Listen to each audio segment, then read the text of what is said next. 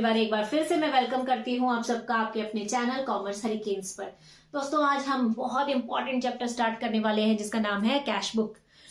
Cash book chapter important इसलिए है क्योंकि इसमें से कम 8 नंबर का 6 से 8 नंबर का प्रैक्टिकल तो आता ही है, साथ ही साथ थ्योरी भी आती है।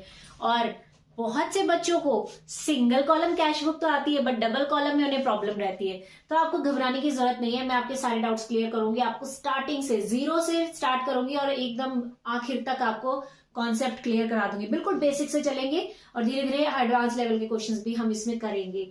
तो चलिए चैप्टर को स्टार्ट करते हैं, बट उससे पहले चैनल को सब्सक्राइब जरूर कर दीजिएगा अगर अभी तक नहीं किया है, और वीडियो पसंद आए तो दोस्तों के साथ शेयर कीजिएगा, लाइक कीजिएगा। तो चलिए स्टार्ट करते हैं हम कैश बुक। क्या होता है कैश बुक? नाम से ही पता चल रहा है, ये एक ऐसी बुक है जो कैश को रिकॉर्ड करती है। जैसा कि हम जानते हैं बिजनेस में जब हम ट्रांजेक्शन्स करते हैं तो 2 ही तरीके से होते हैं, या तो आप कैश में डील करोगे या आप क्रेडिट पर करोगे, है ना। या हो सकता है थोड़ा कैश थोड़ा क्रेडिट कर रहे हो, क्या तीसरा कोई ऑप्शन है? नहीं है ना। तो हम क्या करते हैं कि जो जो ट्रांजेक्शन्स हमारी कैश में रिकॉर्ड हुई है उन सभी को हम सिंगल एक अलग सी बुक में लिखना शुरू कर देते हैं। अब सवाल उठता है कि ऐसा क्यों करते हैं। हम जानते हैं कि सभी ट्रांजैक्शंस को जर्नल एंट्री के थ्रू हम जर्नल में रिकॉर्ड करते हैं, तो क्या जरूरत पड़ी एक अलग से कैश बुक बनाने की और हमारा बर्डन इतना बढ़ाने की, है ना। ऐसा ही आता है ना माइंड में। जैसे मैथ्स, जब छोटे थे मैथ्स करते थे ना तो सोचते थे यार आर्यभट्टा को क्या जरूरत पड़ी थी जीरो और मैथ्स को फाइंड आउट करने की, है ना। हमारी जान मुसीबत में डाल दी। बहुत से बच्चों को ऐसा लगता है। तो वही चीज कि कैश बुक अलग से क्यों बनाई, हमारी जान आफत में क्यों डाली। तो ऐसा बिल्कुल नहीं है, इसका भी एक लॉजिक है। जब बिजनेस स्मॉल लेवल पे काम करता है तो ऑब्वियसली हम एक जर्नल के अंदर सारी ट्रांजेक्शन्स रिकॉर्ड कर सकते हैं, लेकिन जैसे जैसे बिजनेस ग्रो करता है हमारी ट्रांजेक्शन्स बहुत सारी होना स्टार्ट हो जाती हैं। हम बहुत से लोगों के साथ डील करने लग जाते हैं और एक ही जर्नल में वो सारे अगर हम रखेंगे, कैश की ट्रांजेक्शन, क्रेडिट की ट्रांजेक्शन, एसेट्स की transaction, cell return, purchase return, सब कुछ उसी में लिखते जाएंगे तो बहुत ज्यादा मुश्किल हो जाता है अकाउंट्स को मेंटेन रखना। ठीक है, तो इसीलिए हम क्या करते हैं कि हमारी जो जर्नल है उसके आगे हम फर्दर कुछ और बुक्स बना लेते हैं जिन्हें बोला जाता है सब्सिडरी बुक्स। क्या बोला जाता है?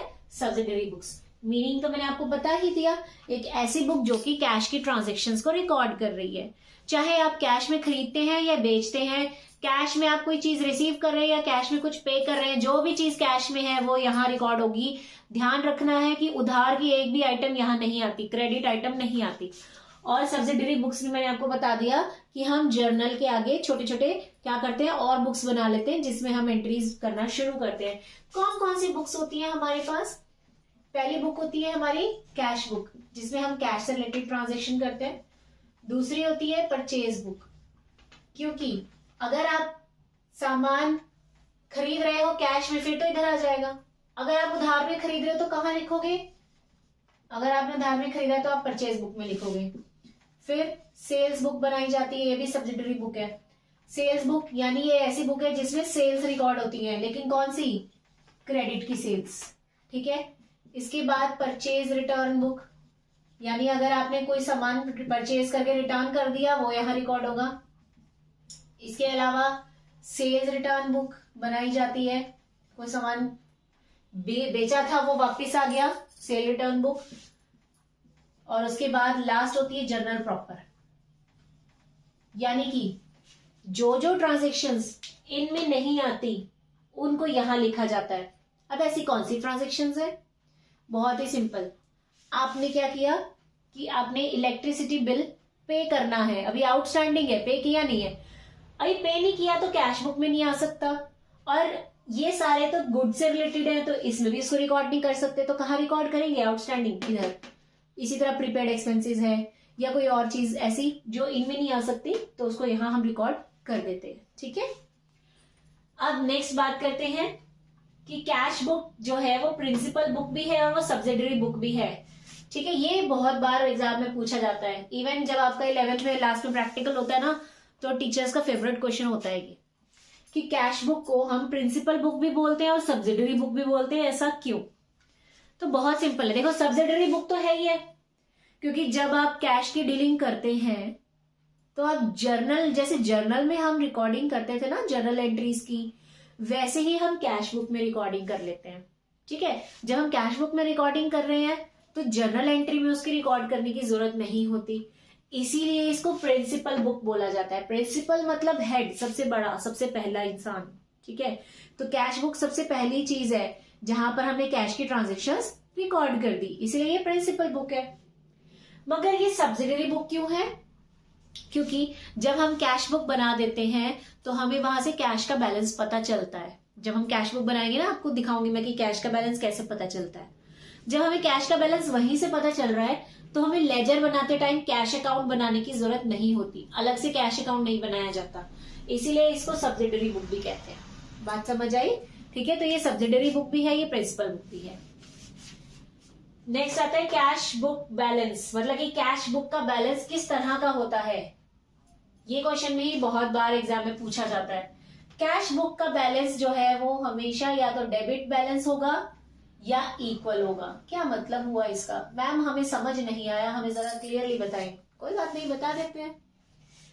कैश बुक का बैलेंस कैसा होता है, इसका मतलब जो कैश बुक हम बनाएंगे, ठीक है, उसकी दो साइड्स होती हैं। चलिए ये क्वेश्चन हम बाद में डिस्कस करते हैं, पहले हम इसका ये फॉर्मेट देख लेते हैं, क्योंकि जब तक आपको फॉर्मेट नहीं समझ आएगा ना, आप बैलेंस ये नहीं समझ पाएंगे। ठीक है, तो हम पहले फॉर्मेट देखते हैं, फिर इस क्वेश्चन पे वापस आएंगे। कैश बुक की टाइप्स कितनी होती है? हमारे पास 3 तरह की कैश बुक्स होती हैं। सिंगल कॉलम, जिसमें हम सिर्फ कैश का कॉलम रखते हैं। दूसरा टाइप है हमारा डबल कॉलम, जिसमें हम कैश और बैंक बैलेंस रखते हैं। तीसरा है हमारा ट्रिपल कॉलम कैश बुक,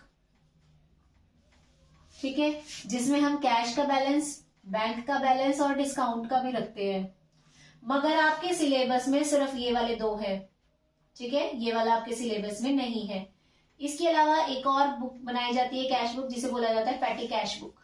ठीक है, ये भी हम थोड़ा सा डिस्कस कर लेंगे, बट इसका क्वेश्चन एग्जाम में बहुत ही रेयर आता है ये ना के बराबर। मेन जो है ये दोनों है, और इन दोनों में भी ये इसका क्वेश्चन बहुत बार पूछते हैं। ठीक है, अब ये देख लेते हैं कि इनका फॉर्मेट कैसा है। टाइप्स तो हमने देख लिए, अब ये क्या है, सिंगल कॉलम डबल कॉलम क्या है, वो जब फॉर्मेट बनाएंगे, हम क्वेश्चंस करेंगे हम, तब आपको पता चलेगा। ये अभी सिर्फ थ्योरी पोर्शन के लिए है। एग्जाम में पूछ लिया जाता है एमसीक्यूज में कि कितने टाइप्स ऑफ अकाउंट्स होते हैं कैश बुक के, या कितने कैश बुक का कौन सा बैलेंस होता है, ठीक है, वो सब्सिडरी है या प्रिंसिपल है। तो इस तरह के क्वेश्चंस के लिए मैं आपको ये तैयार करवा रही हूँ। अब इसका फॉर्मेट देखिए कैसे होगा फॉर्मेट। मैंने आपको बताया कैश बुक एक ऐसी बुक है जो सिर्फ और सिर्फ कैश की ट्रांजेक्शन्स रिकॉर्ड करती है। ठीक है, तो इसका फॉर्मेट कैसा होगा? सबसे पहले डेट लिखी जाएगी, फिर पर्टिकुलर्स, इसके बाद होता है वाउचर नंबर। वाउचर्स क्या होते हैं, इससे रिलेटेड वीडियो मैं ऑलरेडी बना चुकी हूँ, और आई होप आपने वो देखी है। नहीं देखी है तो जरूर देखिएगा, उसे प्लेलिस्ट में आपको मिल जाएंगी। वाउचर नंबर, ठीक है। इसके बाद आता है हमारा लेजर फोलियो, इसके बाद आता है हमारा अमाउंट का कॉलम। ठीक है, ये होती है हमारी डेबिट साइड, इसे बोला जाता है रिसीप्ट साइड। क्या बोला जाता है? Receipt side. ठीक है, और ये वाली जो साइड होती है वो होती है पेमेंट्स। जैसे कि आपके रजिस्टर का पेज है, उसको 2 हिस्सों में बांट लो, ये वाला साइड रिसीप्ट साइड होगा और डेबिट साइड होगा। ये वाला जो है इसको पेमेंट साइड बोलते हैं और क्रेडिट साइड भी बोलते हैं। ठीक है, अब जो जो चीजें आपने यहां बनाई थी सेम एज इट इज इधर बनेंगी, यानी कि date, particulars, voucher number, ledger folio and amount. ठीक है, ये जो फॉर्मेट है ये है हमारा सिंगल कॉलम कैश बुक का। ठीक है, इसे बोला जाता है सिंगल कॉलम कैश बुक, क्योंकि यहां सिर्फ किसके लिए कॉलम है? कैश बैलेंस का। ये देखिए सिर्फ कैश की ट्रांजेक्शन रिकॉर्ड होंगी यहाँ पर, कैश ओनली दिस। ठीक है, यहाँ पर हम डेट लिखेंगे, जिस डेट को हमने डीलिंग की, यहाँ पर हम उस चीज का नाम लिखेंगे और यहाँ पर हम उसका अमाउंट लिखेंगे। फॉर्मेट देख के पता चल रहा है, रिसिप्ट साइड का मतलब जब भी हमें कैश रिसीव होगा वो हमेशा इस साइड रिकॉर्ड होगा। ठीक है, कैश रिसीव होगा, चाहे वो कैसे भी सामान बेचकर मिला है आपको, या आपको रेंट मिला है कहीं से, आपको इंटरेस्ट मिला है, कमीशन मिला है, कुछ भी चीज आपको मिली है वो इधर रिकॉर्ड होगी। और अगर आप किसी भी चीज की पेमेंट कर रहे हो वो इधर रिकॉर्ड होगा। फिर वो पेमेंट चाहे गुड्स की कर रहे हैं आप, जैसे कि गुड्स खरीदा है उसको पे कर दिया, फिक्स्ड एसेट खरीदा है उसके बदले में कैश दिया है, या रेंट दिया है, सैलरी दी है, इंटरेस्ट दिया है, कोई भी चीज आपने पे की है कैश में, उसको यहाँ रिकॉर्ड कर दिया जाएगा। ठीक है, हो गई, इतनी बात समझ आ गई सभी को। अब बात करते हैं हमारे इस क्वेश्चन की कि कैश बुक का कौन सा बैलेंस होता है। इसका मतलब कि जब हम बैलेंसिंग करेंगे इन दोनों साइड्स को हम लास्ट में टोटल करते हैं। ठीक है, इधर जितनी भी आइटम्स होती है सबको टोटल करते हैं और इधर भी जितनी आइटम्स होती है सबको हम टोटल करते हैं। ठीक है, इस साइड के टोटल करने का क्या मतलब हुआ कि हमें टोटल कितना पैसा रिसीव हुआ, यही मतलब बना ना। रिसीप्ट साइड के अंदर अगर 4 ट्रांजेक्शंस हैं और उन चारों की मैं अमाउंट टोटल कर लूं तो इसका मतलब कि मुझे टोटल कितना पैसा रिसीव हुआ, यही मतलब है। सपोज करते हैं मुझे टोटल पैसा 20,000 रिसीव हुआ। ठीक है, इसी तरह हम इधर करेंगे, यहां जितनी भी ट्रांजेक्शंस होंगी सबका टोटल करेंगे और देखेंगे कि टोटल पेमेंट्स हमने कितनी की हैं। सपोज करते हैं हमने टोटल पेमेंट करी है 18,000। ठीक है, रिसीव हुआ 20,000, पेमेंट्स हमने 18 की है, यानी अभी भी हमारे पास 2,000 रुपीज बच रहे हैं, है ना। हमारी जेब में अभी भी 2,000 रुपए हैं। ठीक है, या फिर ये हो सकता है कि जितना आपने रिसीव किया पेमेंट्स आपकी इधर भी 20,000 ही हो जाए।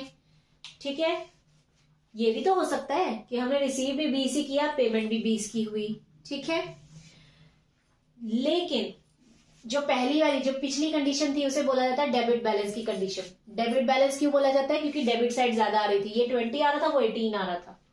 ठीक है, तो यानी कि कैश बुक का डेबिट बैलेंस हो सकता है। दूसरी बात मैंने ये करके दिखाया कि यहां जितना रिसीव किया उतना ही पे किया हो, ये भी हो सकता है। यानी कि कैश बुक का हो सकता है इक्वल बैलेंस, दोनों इक्वल।